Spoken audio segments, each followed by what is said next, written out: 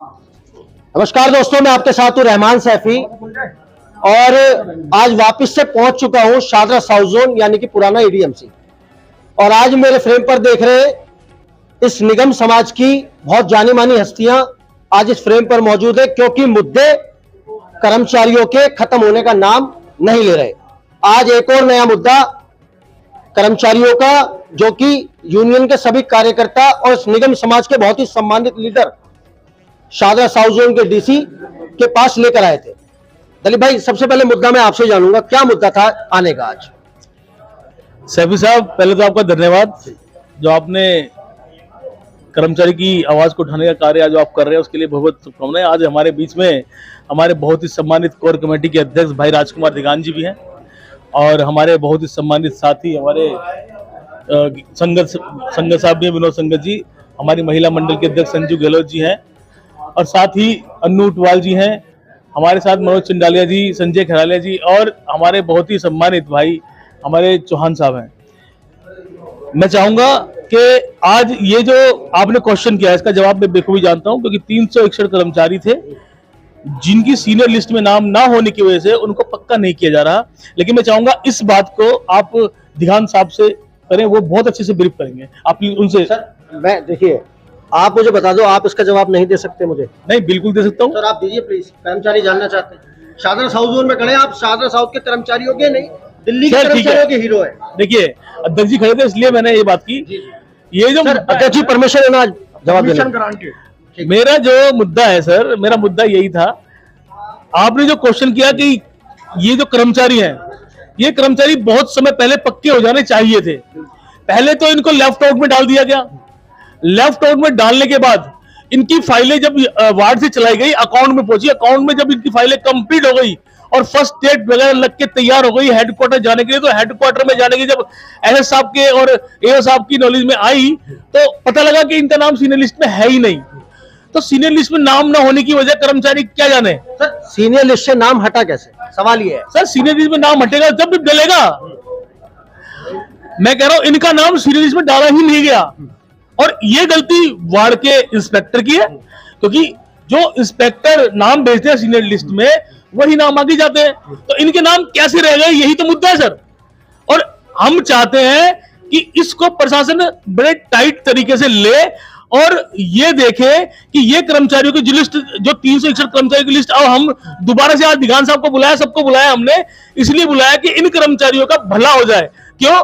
क्योंकि हेडक्वार्टर से ये लिस्ट रिजेक्ट हो गई। उन्होंने कहा कि भाई ये डिले हुई है बहुत ज्यादा, तो ये अब नहीं डलेंगे। तो क्यों नहीं डलेंगे भाई? डिले कर्मचारी थोड़ी कर रहा है, कर्मचारी तो अपने काम बखूबी रोज आना के अपनी हाजिरी दे रहा है, तैनात रह रहा है अपने काम पर और अपने काम कर रहा है बड़ी तरीके से। तो लिस्ट में नाम भेजने का काम इंस्पेक्टर का है, पक्के कराने का काम इंस्पेक्टर का है और डिले करने का काम भी इंस्पेक्टर साहब का ही है। यानी कि यहाँ पर भी अधिकारियों ने कर्मचारियों के साथ एक बहुत बड़ा कुठाराघात किया है। बिल्कुल बिल्कुल कुठाराघाती कहेंगे, क्योंकि जो कर्मचारी 25-25 सालों में काम करते हैं उनकी सीनियर लिस्ट में नाम नहीं भेज रहे लोग। सर, सवाल तो आपने बता दिया। सवाल ये था, जाने का मुद्दा ये था, डीसी साहब ने क्या आश्वासन दिया? डीसी साहब ने, हमने रिक्वेस्ट की है क्योंकि वहां से रिजेक्ट हो गया था, डीसी साहब ने ये कहा है कि मैं कल ही इसको दोबारा रीओपन करके वापस भेजूंगा। और हमारे अध्यक्ष दिगान साहब ने और कोर कमेटी ने यह बात की है कि वहां जाकर के कमिश्नर साहब से, एडिशनल कमिश्नर साहब से इस लिस्ट को हम बिल्कुल 100% अप्रूव करा कर रहेंगे, चाहे इसके लिए हमें कुछ भी करना पड़े। दोस्तों, आप सब लोग सोच रहे होंगे दिगान साहब भी हैं यहाँ पर, लेकिन मैं माइक उनके आगे नहीं ले जा रहा। उसकी वजह यह है कि आप इसके बाद जो भी इंटरव्यू देखेंगे वो दिगान साहब का ही आएगा। उसमें दिगान साहब से मैं बहुत सारे सवाल लेने वाला हूँ जो आप सब लोगों ने मुझे भेजे हैं। लेकिन मैं दलीप भाई से, क्योंकि दलीप भाई ने आज फिर से कोर कमेटी की बात कर दी है, सवाल जरूर लूंगा जो आपने मुझे भेजे हैं। दलीप भाई, देखिए, ये वो लिस्ट है 361 कर्मचारियों की जो आज जिसका मुद्दा था। ये तकरीबन 12 से ज्यादा पेपर है इसके अंदर। ये बनाने में अधिकारियों ने बनाई है ये लिस्ट और अधिकारियों ने हम सब लोगों तक पहुंचाई है। ये 12 कर्मचारियों की लिस्ट बनाने में तकरीबन उसको 2 से 3 दिन लगे होंगे, 3 दिन 5 दिन लगे होंगे। सवाल यह बैठता है, अधिकारी कर्मचारी को निकालने के लिए, उसका हक खाने के लिए ये 12 पेज का फॉर्मूला ये बना सकते हैं। आप मुझे इस बात का जवाब दीजिए, क्योंकि कोर कमेटी का दायित्व भी बहुत बड़ा। जी जी, पिछले दिनों से मैं देख रहा हूं, सबसे बड़ा मुद्दा आज जो कर्मचारियों को उठाने वाला है वो ये है कर्मचारियों का मेडिकल, जो आज सबसे बड़ा मुद्दा है मेरी नजर में। मैं वही सवाल लूंगा। मेडिकल के लिए ईस्ट वाले कर्मचारियों को जो हम जिस शादरा साउथ और शादरा नॉर्थ में हम खड़े हुए हैं, यहाँ के कर्मचारियों को जनरल भेजा जा रहा है सर, सच्चा नहीं है? जी बिल्कुल। और दूसरे जोन के कर्मचारियों को इंदौर भेजा जा रहा है। जी सर, बिल्कुल, ये भी सच है ना? बिल्कुल बिल्कुल। सर अब मुद्दा ये उठता है, 20, 22, 25 साल कर्मचारी ने काम कर दिया, निगम की सेवा करी, दिल्ली वालों की सेवा करी, और आज उसके मेडिकल के लिए उसको इतनी जद्दोजहद क्यों करनी पड़ी है? मैंने कुछ कर्मचारियों से बात भी की दिलीप भाई, उनका कहना है कि आज उन्होंने मेरा बलगम टेस्ट किया, आज उन्होंने मेरा 3 दिन बाद दोबारा बुलाया, फिर दूसरा टेस्ट किया। यूनियन क्यों आवाज नहीं उठा रही निगम के अधिकारियों के आगे कि कर्मचारियों के साथ जो ये गलत व्यवहार किया जा रहा है इसको खत्म करा जाए? आदरणीय सैफी साहब, आपने बताया ये लिस्ट, सर ये आप ले लो। आप नहीं आपने बताया कि 12 पन्नों की लिस्ट कैसे बनी।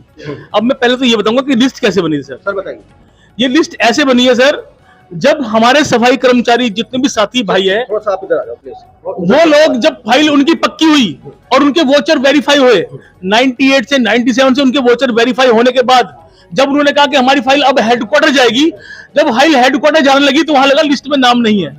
लिस्ट में नाम नहीं है तो एसी साहब ने कहा कि ये फाइल हेडक्वार्टर नहीं जा सकती। क्यों? क्योंकि आप सीनियर टीम में लिस्ट में नाम नहीं है। जब 97 का 98 का वोचर वेरीफाई हो चुका तो उसका लिस्ट में नाम कैसे नहीं है सर?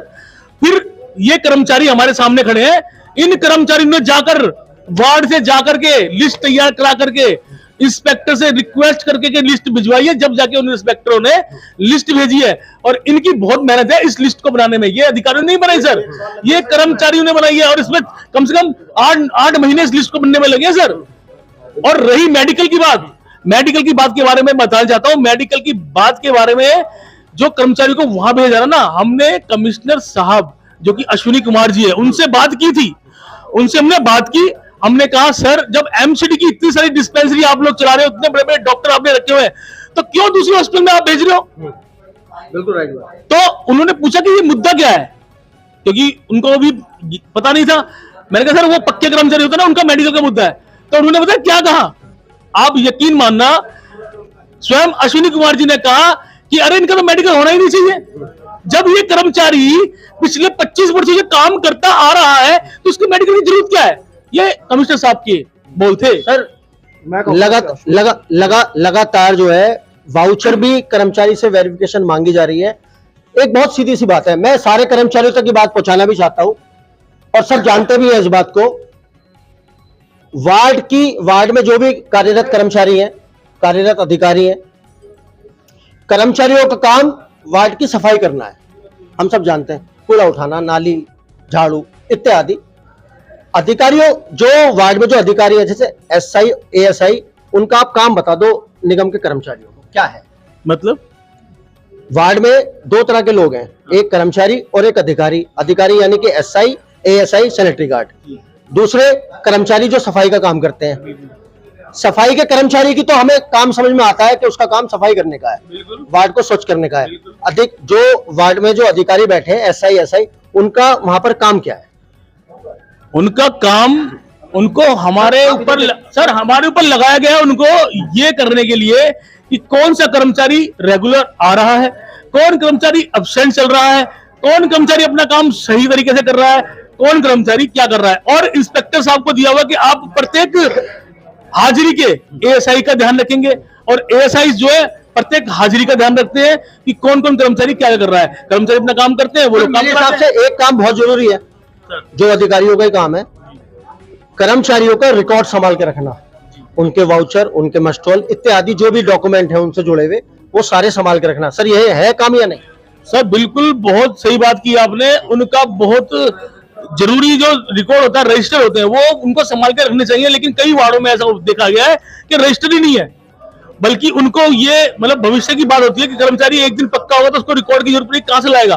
फिर वो अकाउंट में भेजते हैं, फिर अकाउंट से वेरीफाई कराना पड़ता है, तब जाके उनका रिकॉर्ड मिलता है, और फिर अधिकारी बोलते हैं कि वहां नहीं था और अकाउंट में कैसे मिल गया। सर सवाल इसलिए पूछा जा रहा है, देखो आपसे, यूनियन का हर तरीके से दायित्व है कर्मचारियों की मदद करना, उसकी हेल्प करना, पूरी तरह से उसके लिए तत्पर रहना, उसके लिए खड़े रहना, और उसको अगर किसी चीज की समझ नहीं है तो उसको वो समझ देना कि भाई तुम्हारा काम ऐसे होगा। ऐसा ही है ना सर? बिल्कुल सर। सवाल इसलिए पूछ रहा हूं मैं आपसे क्योंकि मैं पिछले दिनों से एक चीज लगातार देख रहा हूं, जब कर्मचारी अपनी फाइल के लिए दरोगा से इंस्पेक्टर से बोलता है तो दरोगा इंस्पेक्टर उसको जोन की तरफ दौड़ा देता है। क्यों हो रहा है? यूनियन उसका विरोध क्यों नहीं कर रही है वहां पे जाकर, इंस्पेक्टर का, एएसआई का, एसआई का? माननीय, मैं बताना चाहता हूं कि कर्मचारी अगर संगठन के पास आता है तो संगठन 100% उसकी मदद करता है। अगर कोई भी कर्मचारी ऐसा है जो परेशान है, वो आए ना, हमें आए, बताए, हम उसका साथ देंगे और उसका रिकॉर्ड हम निकलवा के देंगे।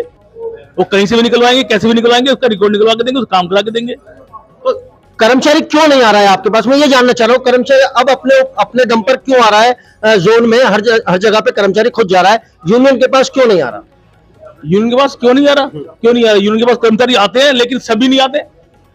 अब इतना बड़ा स्टाफ है, इतने बड़े कर्मचारी, सारे कर्मचारी आ गए तो फिर कैसे होगा? बड़े स्टाफ की बात करें, एक सवाल याद आ गया मुझे, यहाँ पे जितने भी खड़े हैं ना, जितने भी यूनियन के जितने भी कार्यकर्ता खड़े हैं, सबके पास कम से कम रोजाना 50 कर्मचारी आके काम कराते हैं अपने। अच्छा, बिल्कुल आते हैं और करा के जाते हैं। सर किस किस तरह के काम होते हैं वो?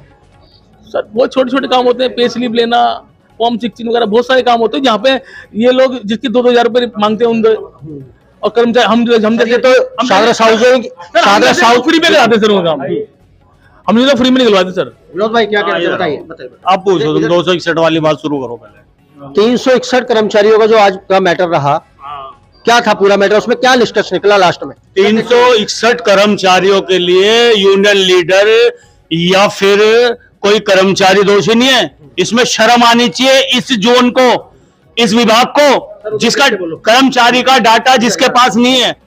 कर्मचारी सिर्फ इतना जानता है कि मेरी बीट कौन सी है, मुझे काम करना है, ड्यूटी पर रहना है, तीनों हाजिरी देनी है, उसके बाद अपने बाल बच्चों के अंदर आना है। इसमें शर्म आनी चाहिए वार्ड के इंस्पेक्टर और दरोगाओं को, इसमें शर्म आनी चाहिए अंशुल जैसे डीसी को, इसमें शर्म आनी चाहिए अश्विनी कुमार जैसे कमिश्नर को। शर्म कर्मचारी को नहीं आनी चाहिए। कर्मचारी को अपने काम का पता है। कर्मचारी को 20 साल बाद कह रहे हो कि आप सीनियरिटी लिस्ट के अंदर नहीं है, आप पक्के नहीं हो सकते। क्यों नहीं हो सकते? क्या इनके बाप की बाप दादागिरी है? क्या इनके बाप का विभाग है ये? 20 साल बाद कर्मचारी को कह रहे हैं कि ये जो है पक्का नहीं हो सकता। क्यों? उधर छोड़ो आप कैमरे को, ये बताइए कि कर्मचारी क्या जानता है? आप कह रहे हैं यूनियन के पास कर्मचारी नहीं आता, ये टोटल कैमरा घुमाइए, सारे कर्मचारी है, इसमें से एक भी ऐसा नहीं है जो कर्मचारी ना हो। आप ये कह रहे हैं ना यूनियन के पास क्यों नहीं आते? यूनियन की बात नहीं है, यूनियन पैदा ही नहीं होती अगर ये विभाग ठीक होता। अगर ये विभाग करेक्ट नहीं होता तो ये यूनियन पैदा नहीं होती, राजकुमार दीवान जैसा पैदा नहीं होता। कर्मचारियों के ऊपर ये जो है ना दोष तो लगा सकते हैं, कर्मचारियों का शोषण तो कर सकते हैं। आज एक जोन के अंदर 7 एसीपी का पैसा मिल गया, बराबर में दूसरा जोन है, यहाँ के कर्मचारी धक्का खा रहे हैं, अपने रिकॉर्ड के लिए घूम रहे हैं, अपने पक्के होने की फाइलें खुद लिए घूम रहे हैं। किसी और डिपार्टमेंट में भी देखा आपने या प्रमोशन के लिए आदमी खुद घूमे? क्या किसी और डिपार्टमेंट के अंदर देखा कि मरने के बाद उसके बच्चे दर ठोकरे खाते रहे? अभी हम डीसी कर्मचारी, अभी हम डिप्टी कमिश्नर से मिले अंशुल, अभी हम डिप्टी कमिश्नर अंशुल सुरोई से मिले, उसने पूरा का पूरा दोष कर्मचारियों को ठोक दिया। उसने ये कहा कि आप कोर्ट क्यों गए? क्यों नहीं जाएंगे भाई कोर्ट? अपने हक अधिकार का पैसा है मेरा, तुम भीख नहीं दे रहे हो। ये तुम्हें बुला के कर्मचारियों को कोई आदेश निकाला कि आप कोर्ट मत जाइए, वकील से काम मत करवाइए, आपको 1-2 साल के अंदर हम खुद दे देंगे, हम जिम्मेवार हैं। आज अगर कोर्ट में जा रहा कर्मचारी तो उसके पूरे के पूरे जिम्मेदार ये खुद हैं, विभागीय जो अधिकारी हैं। इसके अंदर कर्मचारी का कोई दोष नहीं है और हम चैलेंज करते हैं कोर कमेटी के उससे। 361 तो क्या, आप एक कर्मचारी को भी सीनियर लिस्ट से निकाल के देखिए, उसके बाद तुम्हें जो है ना दोबारा वही जलवा दिखाना पड़ेगा, सीट सेंटर बंद करना पड़ेगा और ये जोन बंद करने पड़ेंगे। सैफी जी, दर्द उनसे पूछिए जो घूम रहे हैं यहाँ पर फाइलें लेकर, उनसे पूछिए जो पैरों में हाथ लगाते हैं 60-60 साल की उम्र के होके और 20-20 साल के नेता के पैर छूते हैं। क्यों छूते हैं? नेता काम कर रहे हैं इसलिए आ रहे हैं। ये नेता होते हुए, कोर कमेटी जैसा हमारे वो होते हुए, संगठन होते हुए इतनी धांधलीबाजी चला रखी है। सोचो अगर ये नेता ना हो तो क्या होगा? या सिरिंज से निकाल कर खून बेचना शुरू कर देंगे। सर धांधली बंद होगी या नहीं? 2 दिन दूर नहीं है जब सिरिंज से निकाल कर आपका खून बेचना शुरू करेंगे। धांधलीबाजी कभी बंद हुई थी ना हुई है और ना होगी, लेकिन कम होगी और इसे राजकुमार दीवान कम करेगा। ये हम कोर कमेटी की ओर से आपको वादा करते हैं और कोर कमेटी को जो आपने चैलेंज दिया उसको हम एक्सेप्ट करते हुए आने वाले 15 दिन के अंदर कर्मचारियों को एकदम से सम्मिलित होकर और कर्मचारियों को संतुष्ट करने का काम कोर कमेटी करेगी।